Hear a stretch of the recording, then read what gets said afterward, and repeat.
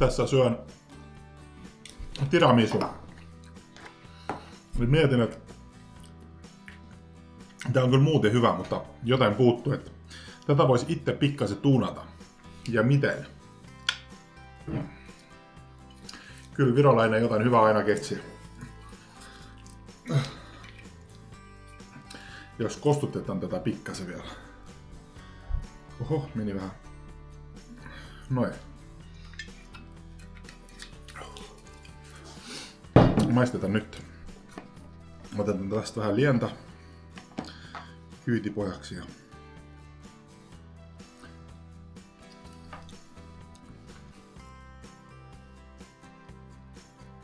Okei, mä sanon ihan rehellisesti, että vaikka tästä piti tulla pilaa video, mutta tää tuli oikeasti hyvää mun mielestä. Okei. Kaataan isommat nestet pois.